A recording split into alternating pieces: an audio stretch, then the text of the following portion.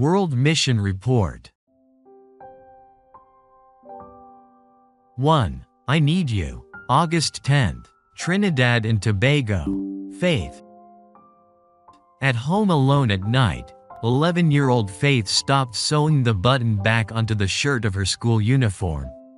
She picked up a pair of sharp scissors and slowly cut her arms until blood came out. Her head grew light, and she thought she was going to faint. Faith's life started going into a downward spiral a few months earlier when Mother underwent an emergency operation. As Mother recovered in the hospital, the girl was left at home alone for 6 months on the Caribbean island of Trinidad. Usually, older siblings or neighbors step in to help in such a situation. But Faith didn't have any brothers or sisters. The neighbors didn't know that she was at home alone, and she didn't think to tell them. Her father, who lived elsewhere and wasn't involved in her life, visited once or twice a week. "How are you doing?" he asked every time. "I'm fine," Faith always replied. Sometimes he gave her money, and then he left. Faith didn't tell him about her life. She didn't think that he would understand. On her own, Faith learned to cook rice and beans. When they ran out, she lived on bread, butter, and cheese that she bought with father's money and the meager funds that mother had left at home. She taught herself to sew so she could repair her clothes. During the day, she attended an all-girls school.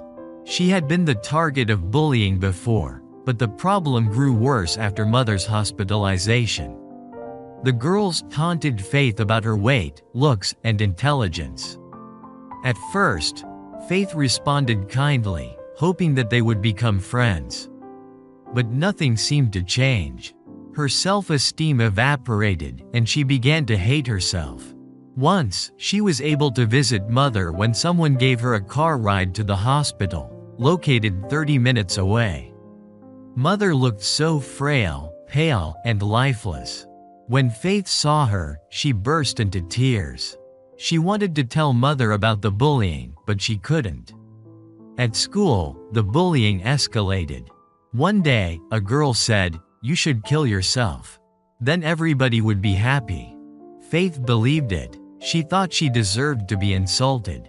She thought that she didn't deserve love, friends, or anything nice. She began to harm herself. She starved herself. She grew long nails and scratched her body until she bled. Then she turned to razor blades, knives, and scissors. She wanted to feel something, anything. Her grades dropped from B's to F's. Then came the night that she decided to commit suicide with the scissors. As she grew dizzy, she heard a voice in her head. It was Mother's voice. She hadn't heard the voice in a long time. "I need you," the voice said. "I need you more than anyone else, even if no one else needs you." At that moment, Faith decided not to kill herself. She would live for Mother. She forced herself to get up and bandage her arms. The next day, the teacher noticed the bandages and spoke with Faith privately. "Are you okay?" she asked. Faith started to cry and scream. Everything that had built up inside over all those months came out. The teacher began to cry. "Have you been eating?" she asked. "No, I've been starving myself." "Are you sleeping?" "No, I can't sleep without my mother." From that day, the teacher took Faith under her wing. Under her watchful eye, the bullying subsided and finally stopped. Then Mother came home. It was a wonderful day. Faith told Mother everything. As she listened, Mother began to cry. Clasping Faith's hand, she said, "Will you please promise that you will never ever hurt yourself again in any way? Promise that you will not try to take yourself away from me. I need you and love you." Faith, through tears, said, "I promise." Due to her poor grades, Faith had to repeat the same grade the next year. She was upset, but Mother said it was for the best.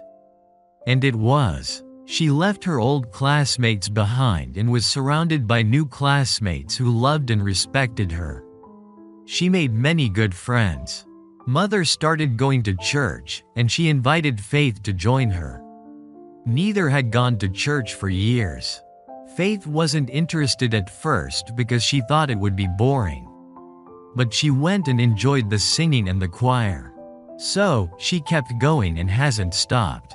Both she and Mother have given their hearts to Jesus in baptism. Looking back, she believes God saved her life by sending her the voice of her mother in her hour of need. "I can't explain it," she said. "I was home alone, and I know that I heard my mother's voice from inside my thoughts. I guess she was the person who I needed the most at the time. It must have been the Holy Spirit. He knew what I needed." To young people who also face bullying, she said, "If I could have a time machine and I could go back to the age of 11 years old, I would tell myself, you're going to be okay. Everything is going to be just fine. You're going to meet a lot of really nice people who are going to love you and appreciate you just as you are. All you have to do is put God first and you will be okay." This mission story provides an inside look at life in Trinidad and the missional challenges there.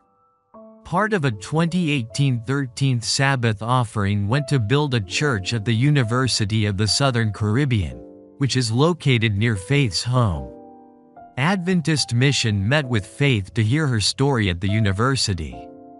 "Thank you for your 13th Sabbath offering this quarter that will help bring hope to young people in the Inter-American Division.